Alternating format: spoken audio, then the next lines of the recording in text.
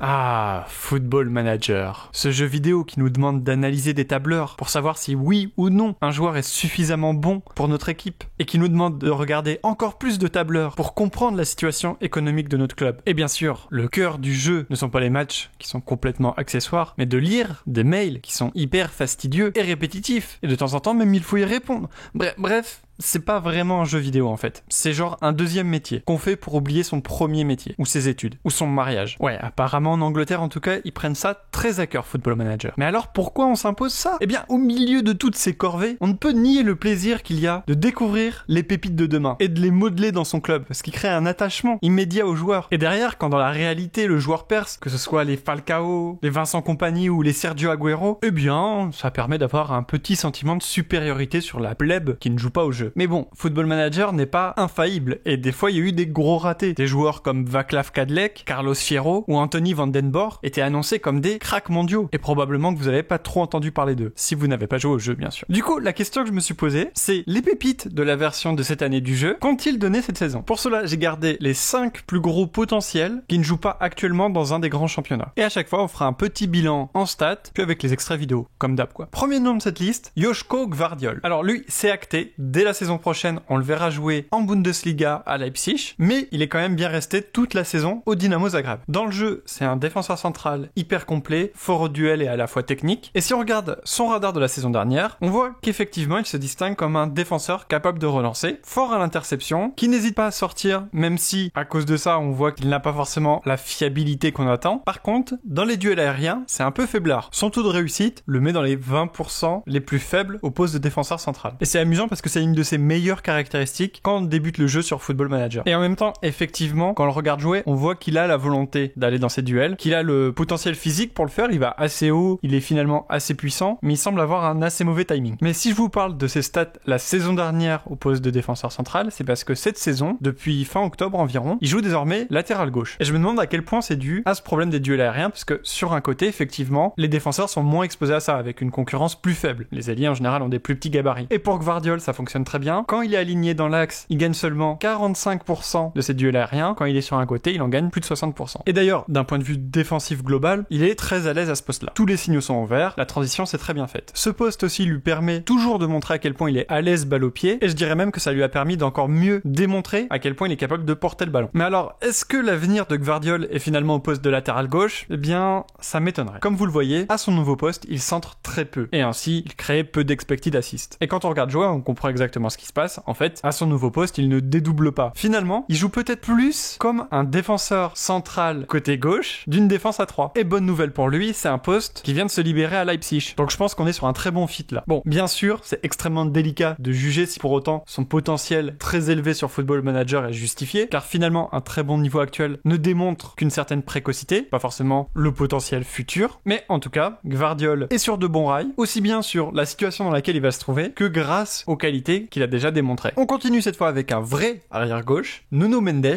Je crois que ça se dit comme ça, c'était pas juste pour me moquer des Portugais. Cette saison, il a réussi à devenir titulaire indiscutable au Sporting Portugal, en général dans le rôle du piston gauche. Mais non seulement il a réussi à faire ça chez les leaders de la Liga NOS, plus de ça, il est temps. Donc sur le papier, c'est prometteur, mais quand on voit son radar, ça peut sembler un peu décevant. En soi, qu'il soit dans la moyenne d'un point de vue défensif, franchement un problème. Ce qui est étonnant, étant donné son profil, c'est de voir que offensivement, il ne se distingue pas tant que ça. Sa meilleure caractéristique sur le radar sont les dribbles, il génère ça avec du volume, mais taux de réussite en dessous de 50%.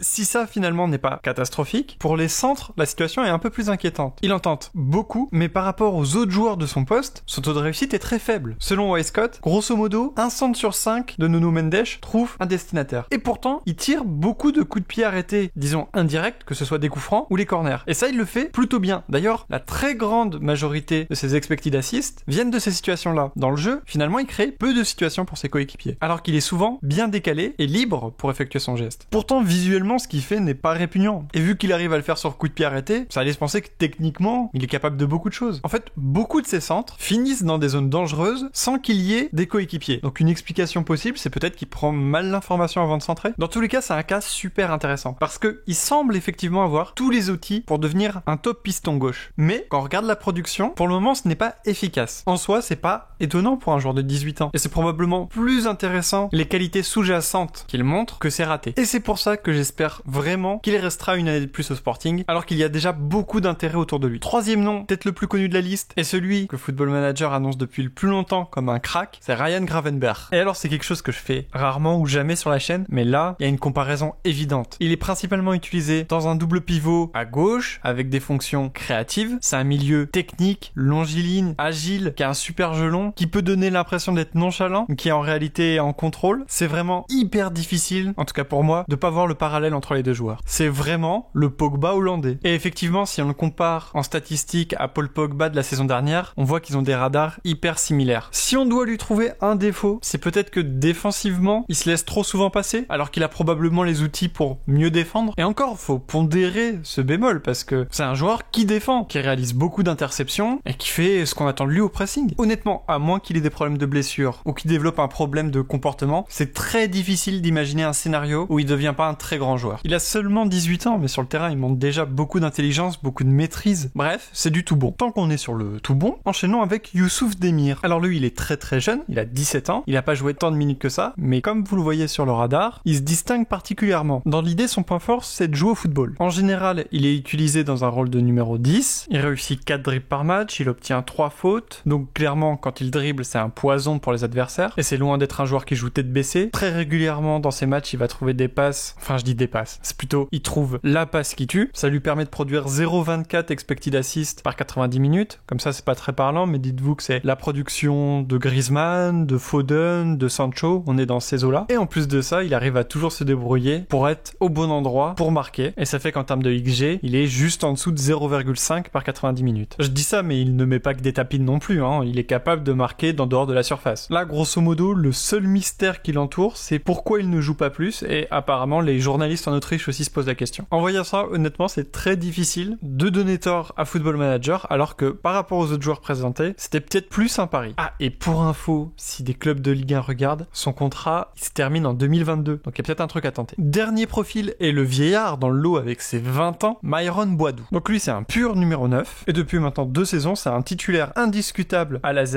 et il marque un but tous les 2 matchs, avec des XG complètement en ligne avec ça. Il est capable de faire des choses avec le ballon au-delà de marquer, mais c'est clairement pas ce qu'on lui demande, c'est pas son point fort. À la Z, il est en bout de chaîne, et son objectif, c'est d'être bien placé pour finir les bonnes occasions. Du coup, il se procure, lui, un certain nombre de tapines, et c'est un talent en soi, d'être toujours bien placé, et effectivement, c'est un joueur qui est capable de faire des appels très tranchants pour se trouver dans les bonnes situations. En plus de ça, en bonus, qu'on voit pas sur le radar, c'est qu'il n'hésite pas à tirer avec les 2 pieds, donc ça rend plus difficile de défendre sur lui. Il a aussi clairement une bonne accélération, une bonne pointe de vitesse, donc ça aussi c'est une façon pour lui de se démarquer. Après, avec le ballon dans les pieds, c'est pas l'attaquant le plus spectaculaire, mais il ne sait pas non plus rien faire. Il est capable de combiner avec ses coéquipiers, il va préférer protéger son ballon pour jouer avec ses coéquipiers que dribbler ses vis-à-vis, même si de temps en temps il va le tenter, mais tout ça, il le fait pas à un niveau incroyable. Et comme vous le savez, le Eredivisie, c'est un peu connu comme étant le championnat où c'est le plus simple pour les avancantes de marquer. Donc comme ça, a priori, surtout qu'en plus, lui, c'est le plus vieux de la liste, c'est celui que j'ai le plus de mal à voir devenir un vrai top joueur. Je pense que déjà là, il a le niveau pour être un attaquant qui va marquer des buts en Bundesliga, par exemple, mais le potentiel qui lui a été attribué, c'est vraiment en mode, ça va être un grand joueur d'une grande équipe, et sur ça, j'ai un doute. Je suis curieux de savoir, pour vous, lequel de ces 5 joueurs a le plus de chances d'être le crack, et peut-être lequel a le plus de chances d'échouer, entre guillemets, parce que, bon, je pense pas que dans le lot, il y aura des Carlos Fierro. J'espère pas, en tout cas pour eux. Si le concept vous a plu, probablement que je pourrais refaire ça, et cette fois, ce qui serait sympa, c'est que la liste des joueurs, c'est vous qui me la fournissez, en me disant quels ont été vos chouchous dans cette édition du jeu. Enfin, grosse annonce, à mon échelle en tout cas, je vais avoir la chance de participer à un nouveau podcast sur Copa Arena, avec Florent Tonuti et Mikey L Scout. On ira dans des championnats mineurs, et Mikey nous fournira une liste de joueurs qu'il a vu jouer, et l'objectif ce sera un peu que moi j'apporte l'œil statistique, pour voir si les impressions visuelles se confirment. Enfin, je dis ça, mais comme ici, bien sûr, je regarderai aussi pour me former mon avis. Et dans ces émissions, il y aura une deuxième partie dans laquelle on s'attardera sur un club, et on essaiera de voir quels sont ses besoins, et quelles propositions on peut faire, en essayant de rester raisonnable en termes de budget. Donc, pour ce premier épisode de Shortlist, le thème central sera la Ligue 2, et ensuite, on s'attardera sur le cas de l'OM. Normalement, vous devriez découvrir tout ça dans un peu plus d'une semaine. J'espère que ça vous plaira, j'espère que l'épisode d'aujourd'hui vous a plu.